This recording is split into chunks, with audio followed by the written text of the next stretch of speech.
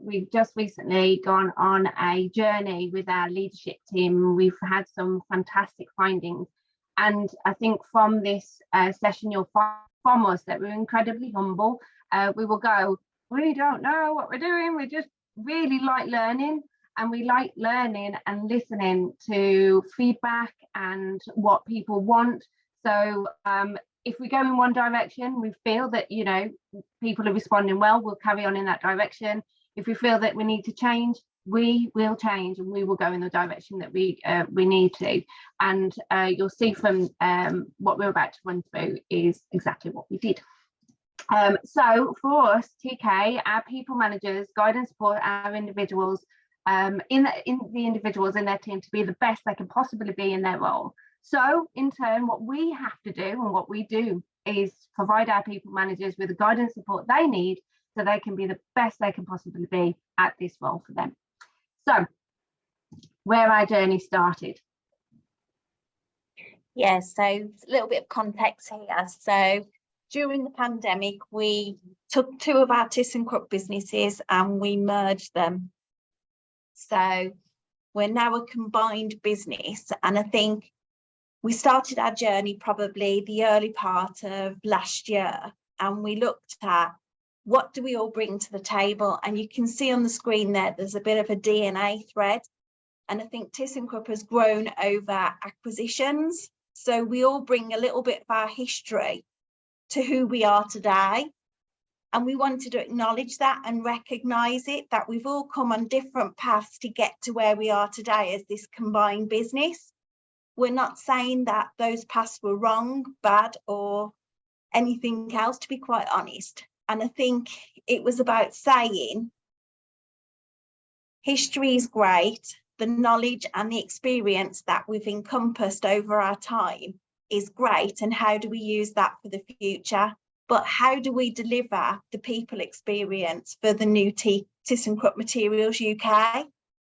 So we started to look at that, and what we decided to do was, let's have a big reset. So the world of work had changed anyhow. We'd just gone through the pandemic.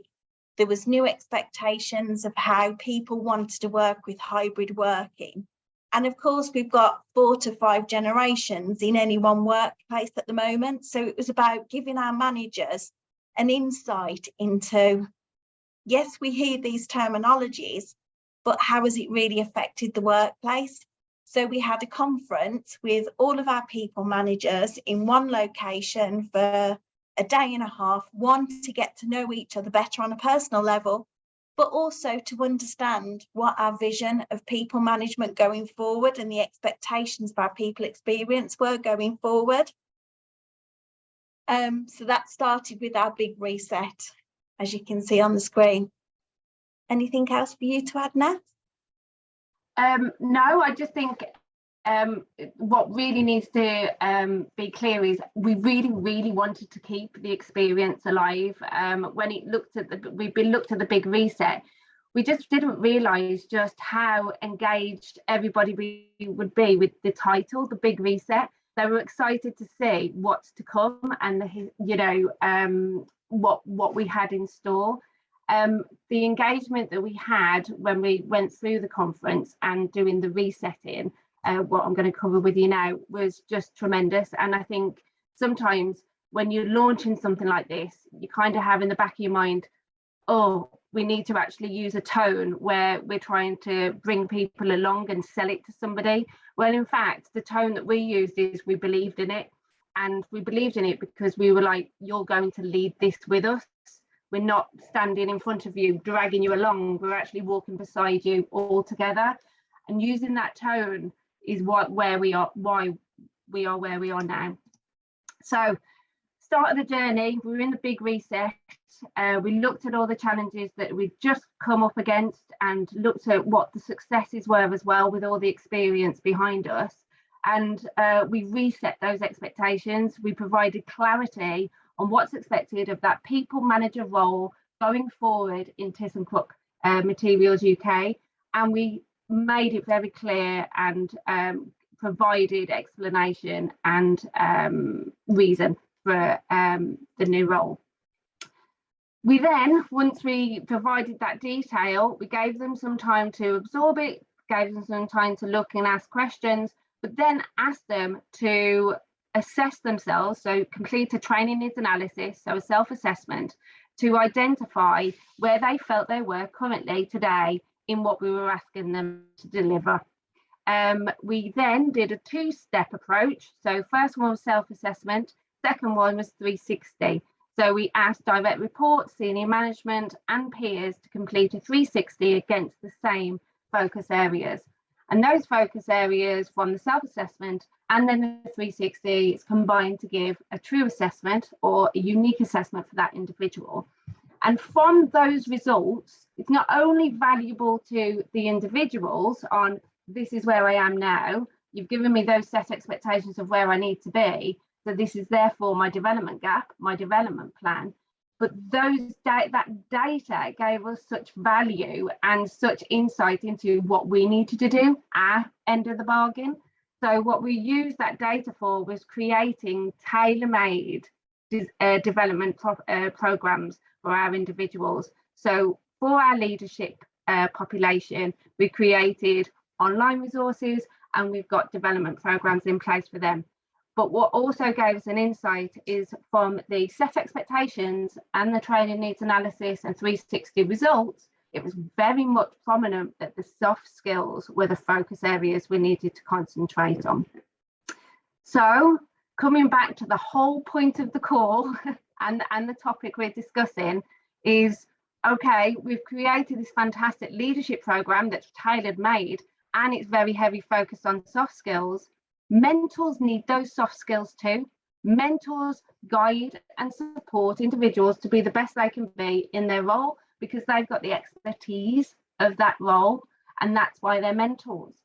So why not provide that journey for our mentors too?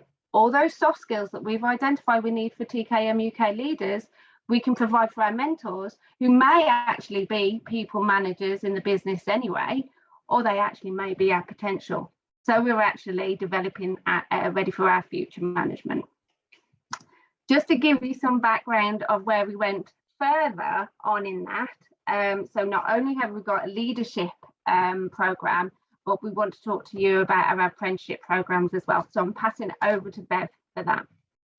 Yes, so part of our strategy is being more than a materials distributor. It's about building relationships and partnerships with our customers to really understand their challenges and for us to be able to provide the appropriate services to them. So when we started looking at this, and it was quite a change of focus for the one part of our business with our aerospace sector, it was kind of the norm. We do a lot of supply chain management, but it was about transferring that rationale, that ethos into our material services part of the business. So it's all about building our digital skills going forward, our technical capability and our engineering capability. As a business, we've got some fantastic sites with a multitude of machinery, engineering capabilities, and it's how we really market ourselves to the external world, both to attract candidates, but also to further our business as well. So that came along our materials as a service ethos within the business. Go to the next slide. As part of that, we've identified who are our experts in certain topic areas, because we need these experts in our business to mentor our people that are starting to learn and develop those skills. And actually, that's how we grow as a business and develop all of our skill set. So this just gives you a bit of it's not everyone, but it just gives you an idea of where we went with our rationale in terms of who were our key supporters with the right knowledge and expertise, and also had the soft skills that we could further develop for them to mentor people as they start their journeys. Again, we just go to the next slide. So again, that took us to how we've kind of going forward, how we will continue to build our apprenticeship programs, using the expert knowledge that we have in the business, linking it back to our business strategy, our leadership capabilities, and also our mentorship capabilities as well. So our materials as a service, as I said, is all about building and offering more to our customers to take their pain away and how we continue to support their development as well as our own. So it's kind of focusing on technical skills, engineering skills, but also our technical support roles as well, because actually how we administer those contracts, how the detail that they need to understand around drawings and identifying potential challenges is completely changing our business. So that's where we'll be going in the future in terms of our skill set around our apprenticeship programs, and we hope to be launching more of those over the next coming 12 months.